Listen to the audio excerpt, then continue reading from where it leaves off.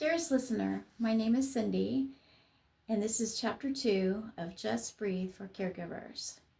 I want to introduce to you my co-host Maria and her story. Thank you.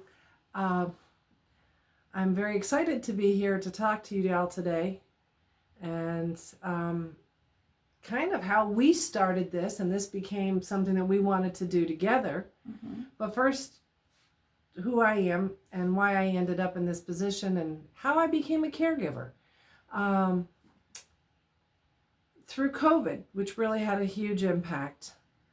My mother-in-law, my husband's mom, she was independently living, but needed help because the facility, the apartments that she lived in, would not allow them to leave their apartments. And if they did, they had a quarantine for 2 weeks. And they really quarantined them to their small apartments, less than 1,000 square feet. So initially it was shopping for her, bringing groceries by, and they had a couple shopping carts at the place, and you would fill the shopping carts and the staff would take them up to her.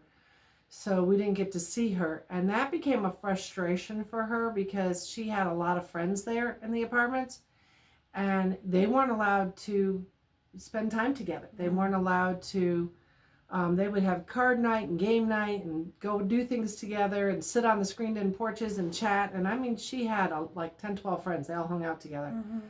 So COVID really changed her life, and it changed our lives as well. Well, explain how your family worked together. Oh, that's such a great story. I'm very, very blessed. My husband Ed and his sister Wanda and his brother Dean are all very close. And everybody helped where they could, and we supported each other through the process. And unfortunately, my sister Wanda's husband was quite ill. So my husband, who survived COVID, he had COVID pneumonia in 2021. He ended up, after recovery, having to step up, and because we retired him early, and he had to step up and become his mother's primary caregiver. And even at one point she fell and cracked a couple ribs, and my husband would have to go over every morning and help her get out of bed, and every evening and help her get back into bed. Once she was upright, she could maneuver around. Hence the reason why an adjustable bed or a hospital bed is so important as we age, because if you get an injury like that, you can't get yourself up out of bed. Right. So what were the biggest decisions you had to make early on? Well, my mother-in-law was real adamant. She was done with cooking for herself because she almost caught her apartment on fire. And so that's why we would, try to help her with food that was easy, that didn't require a bunch of cooking. She could stick it in the microwave. We would cook things and send them to her. But more than that, she was done with being on her own. She felt like if she lived in assisted living or skilled nursing, somebody could wait on her hand and foot and take care of her, and she could relax and enjoy life. We tried desperately to explain to her that she didn't have the finances. She had very little to nothing for finances to qualify for assisted living. Can relate to that. So that became an issue where I had to do a lot of research, and I spoke with the Medicaid office, and I worked with them and found out that Medicaid has two versions.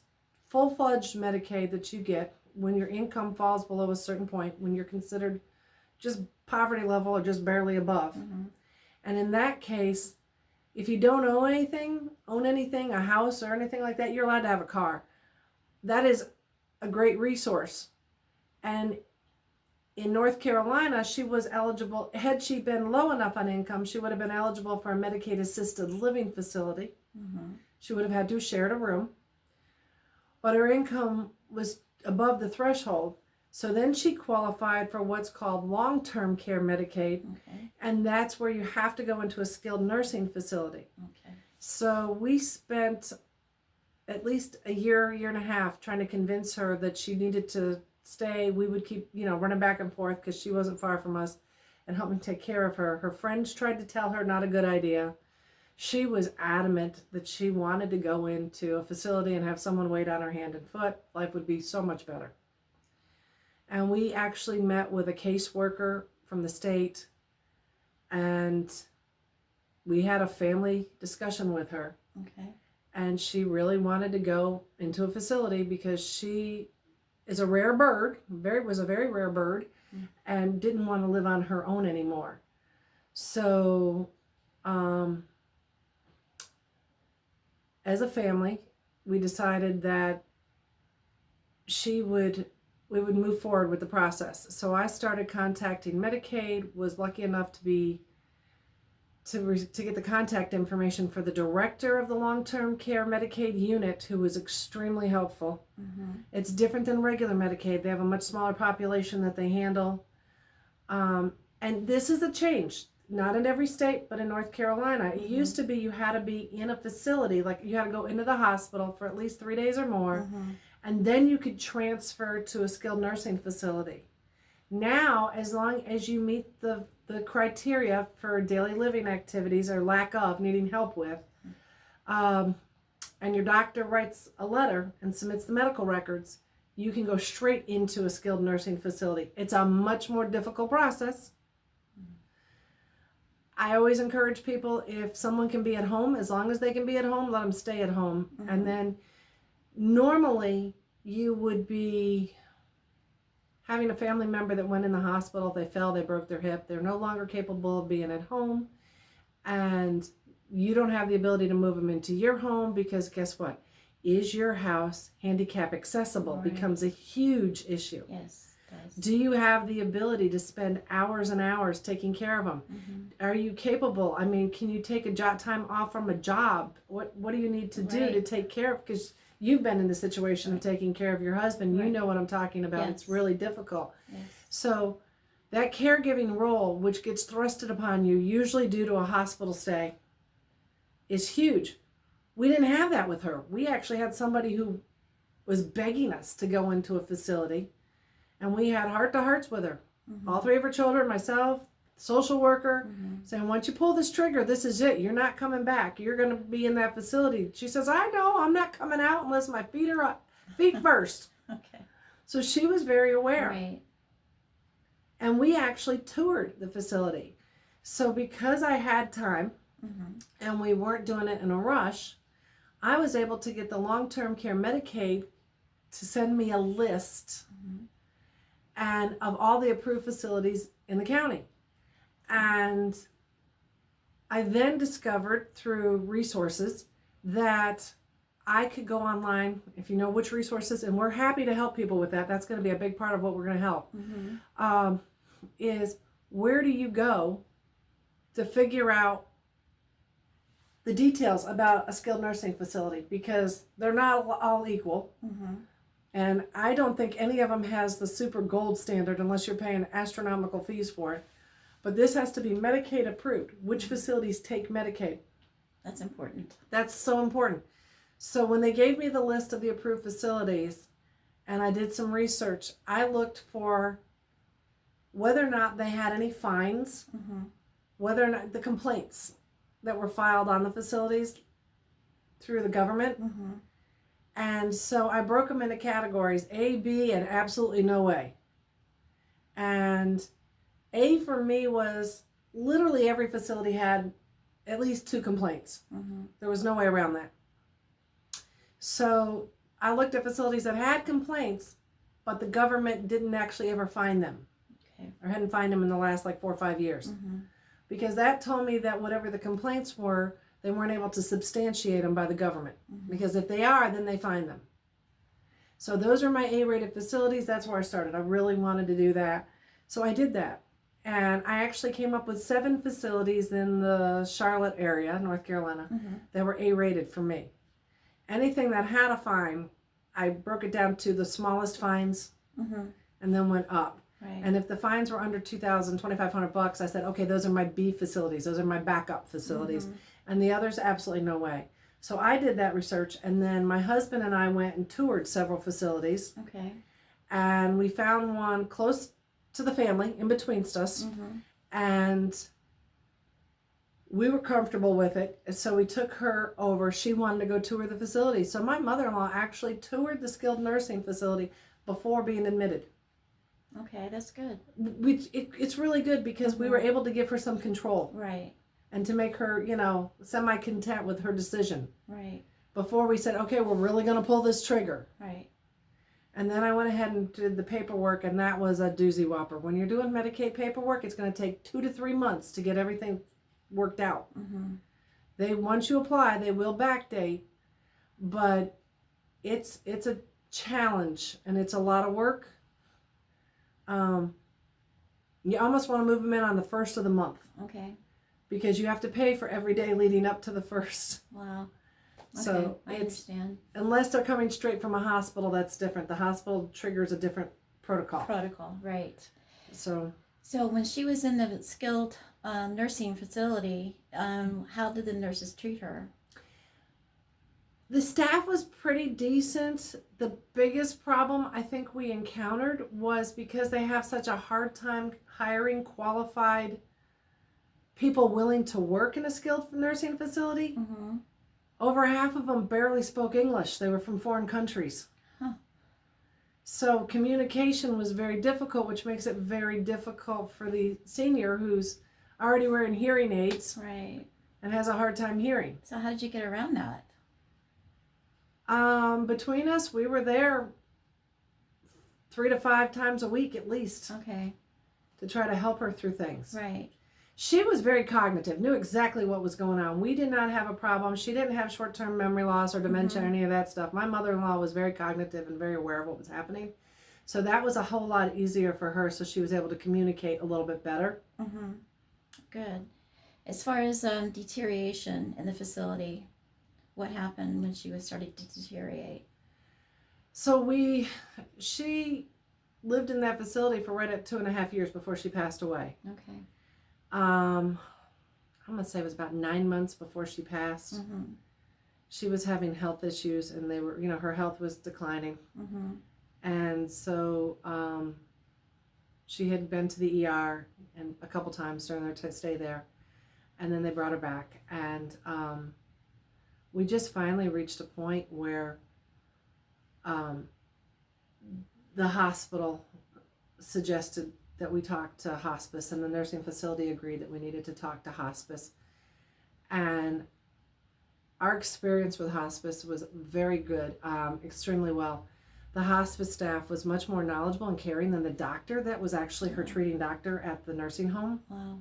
So at the skilled nursing, so it was a relief to actually go over and have somebody that had a much better understanding of what was going on. Right. We did get powers of attorney. My sister-in-law had held powers of attorney over with her for several years so that she could always take care of everything. Okay. And in North Carolina, it's financial and medical powers of attorney. There's two. It's important to have both, because if you have one without the other, your hands are still strapped. Right. And those are so important. And it's important to have a attorney write those. Yes. And we're going to be interviewing and talking with an attorney coming up shortly. Yes. And that will help you to have a better understanding of why. But my sister-in-law's husband being ill, we ended up redoing the powers of attorney before she went into the facility. When we finally said, okay, we'll start doing the work to get you there. And my husband and I became the medical, because you had to be there with the witnesses and the notary to sign. And my sister-in-law was too busy taking care of her husband. And we left my sister-in-law and my husband as the financial power of attorneys and handled everything jointly, because my sister-in-law was always an open book. Okay. We never had a problem. We always communicated. We always worked together as a team. That's really good. And that's such a blessing. Yes. I can't tell you how much of a blessing that is, that when you work together as a team, as a family, and you're able to be open and honest with each other, and just have a team effort and the support, and it. Yeah. I had that same experience with my family too. Yeah, and not everybody gets that. My stories that I've heard from numerous different people, is about half the time there's some kind of family turmoil mixed up in the middle of it. But we were very, very blessed, and I'm just thankful that we had that. So after she passed, explain the funeral arrangements. Well, the funeral was actually pre-planned. Oh, that's good, because she had had a whole life insurance policy that in order to qualify for Medicaid, we were required to cash that policy out. Mm-hmm.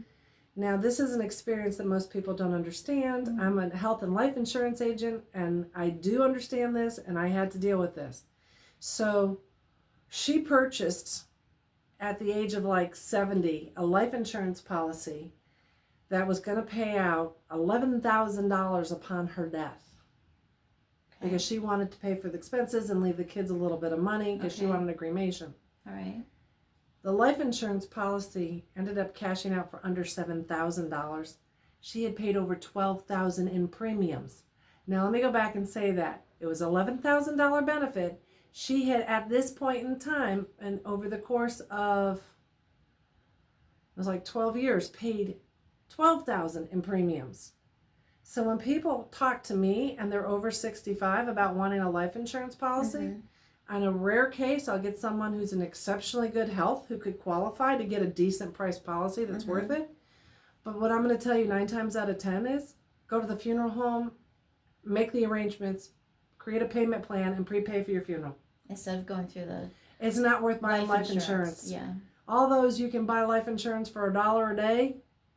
By the time you get done with it, you're going to pay more money for that policy than you would to have prepaid. So because we had to cash it out, we had to spend down. In North Carolina, you have to have less than $2,000 money in any bank account, all your bank accounts total, Oh, wow. to qualify for Medicaid. Okay. So what we did was we prepaid for her funeral. That was a good idea. And we planned it. And so after she passed, my husband and my sister-in-law went and met with the funeral home, and they finalized a few more details, like, you know, the obituary and Mm-hmm. stuff. And then my brother-in-law did all the music for it and did the family, because this is something a lot of people do now. He took pictures and music and put everything together, so there was a video running inside of at the funeral. That's Of her great. family history, you know, her personal history. Mm-hmm. So yeah, they did. Everybody took a different part, a different piece, and they worked together to take care of the funeral arrangements and stuff. Well, how did your relationship change during this time? My husband and I have actually been very supportive of each other through everything we've had to go through in the Mm-hmm. last 5 years, 6 years actually now, Mm-hmm. since the beginning of COVID. And I think it's strengthened our bond.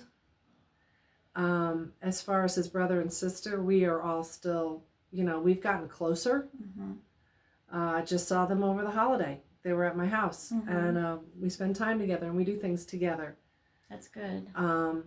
So yeah, as a family, my son is very supportive in helping us. You know, Mhm. whatever we need, he's doing stuff at the house to help us out with. We got to go this way, that way, what way we're going to take care of her. The grieving process was hardest for my husband, and it wasn't the funeral that hit him the hardest. It was being there with her day in, day out for 3 to 5 hours a day in the nursing home. When after hospice was brought in, and when you're sitting there with someone who's dying, Yeah. and to watch somebody die, they know they're at the end of life. Hospice is in, Yes. so the medical care is being properly taken care of, and the hospice team will come in multiple times if you need it. I mean, they're coming in every day at the end. Yes. Right. Sometimes 2 times a day. Mm-hmm. If you need them at 2 o'clock in the morning, they're there. They go to the facility. You know, they're Right. always there to constantly run to check, Right. which takes a big stress off of you, even though you have a tremendous amount of stress. Mm-hmm. I'm going to say something as far as watching someone pass away that I don't think a lot of people realize. We talk about at the end, they stop eating and drinking. Right. When someone's coming to the end, you offer them the food, you offer them the vitamin shakes, you offer them drinks, beverages, constantly offering.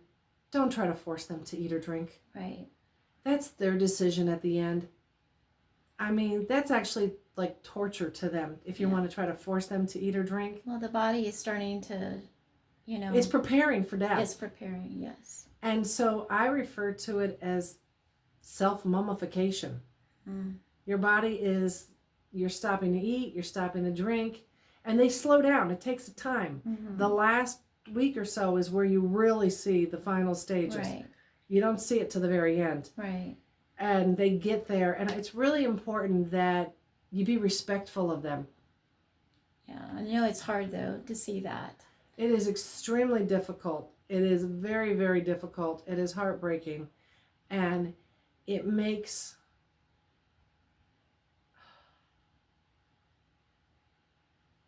death a challenge, but on the other side of the coin, to me, it brings closure.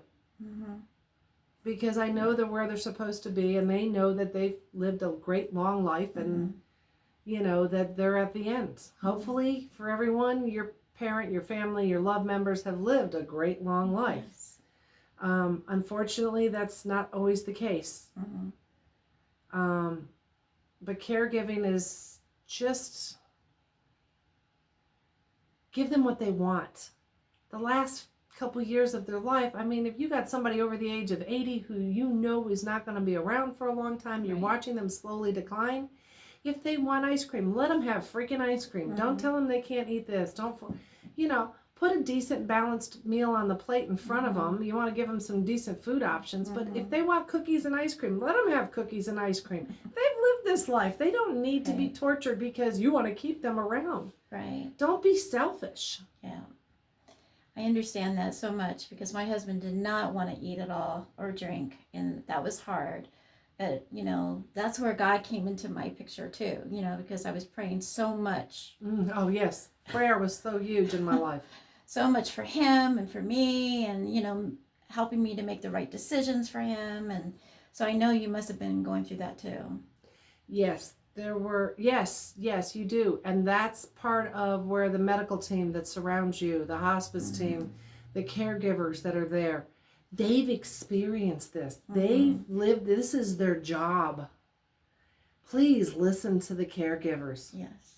Because those people that are, whether it's a nurse practitioner or a doctor or a nurse or a CNA or the social worker from hospice or the chaplain from hospice, anybody that's coming in to help you, please listen to them.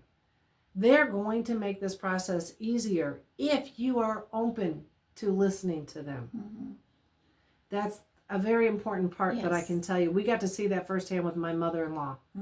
It was very important that we listened to them, and they're there to help. You can ask questions all day long. That's part of what they do. Right. And don't be afraid. If your family member's already on Medicare, Medicare pays for the hospice. And hospice, there's a lot of supplies and things that they can bring to the table. Right. That you need to access. So even if you're taking care of your loved one at home, hospice will tell you, hey, we really need to move this person to a hospital bed. And stop fighting it. Let it go. Because here's what happens in a hospital bed. You get them accustomed to it while they're still capable of being accustomed to it. The beds go up and down. They have side rails to keep them from harming themselves and falling out. And when someone gets to the end or to the point where they can no longer get out of bed and go to the bathroom and they have to have diapers on, they raise that bed so that the caregivers, and that means you are part of that team, are not injuring your back trying to help change their diapers and clean them up and give them baths in bed and wash them. Keep their dignity, but also keep your back in check.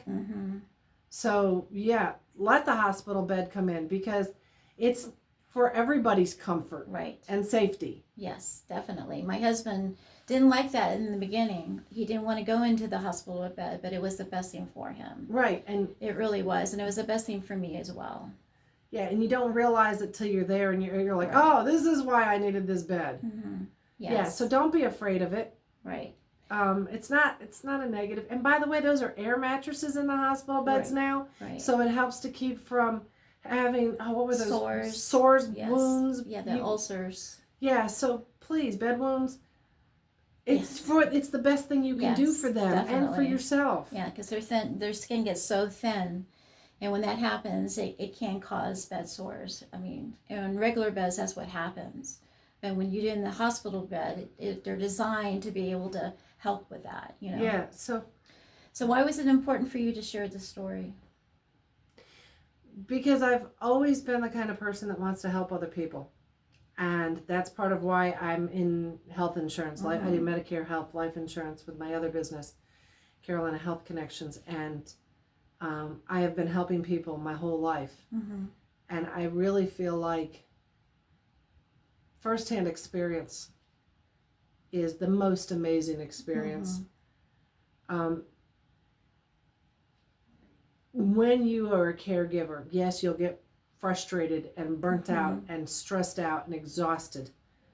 But you also get the reward of knowing that you were there to do everything you could to make that person's last days the best they could be. Absolutely.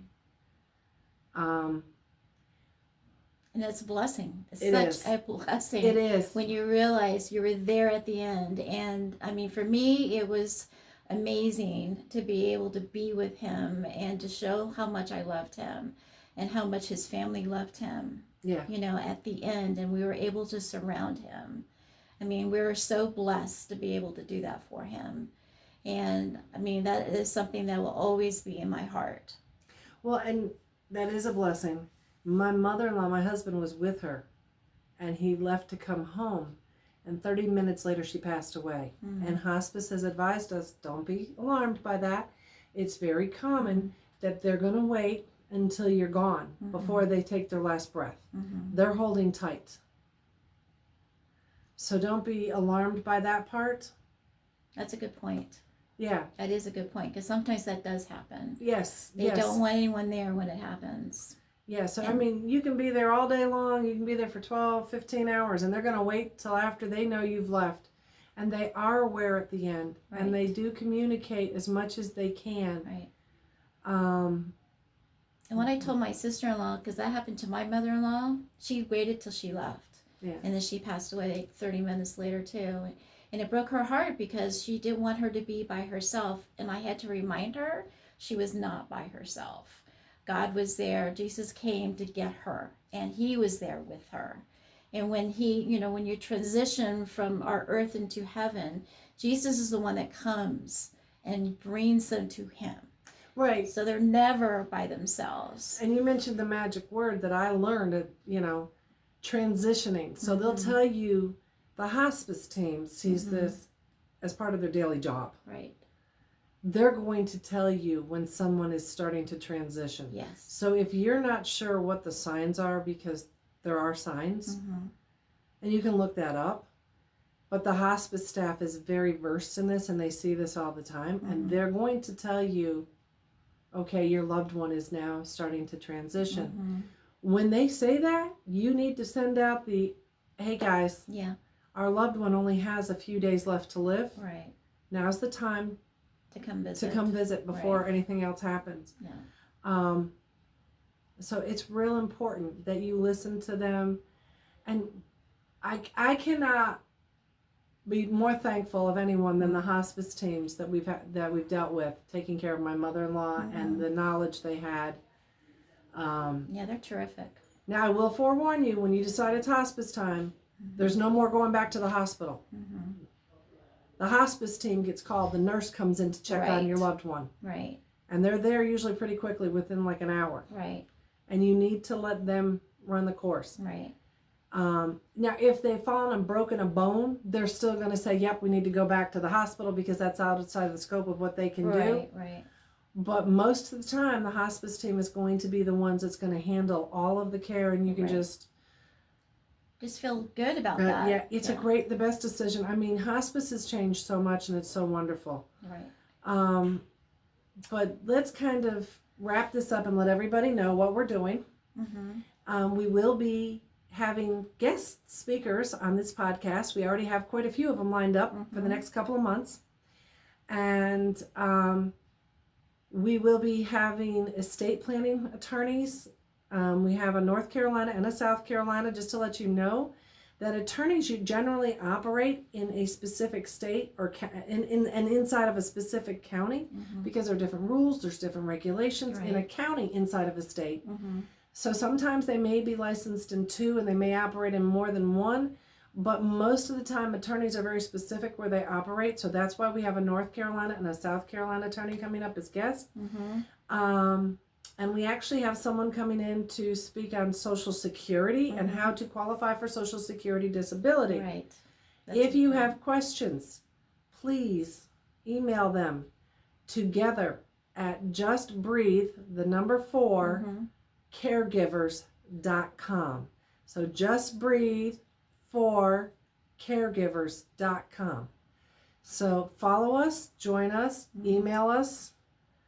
Our goal is to be of help to you and share resources and guide you through what is in a very challenging and difficult time. Right.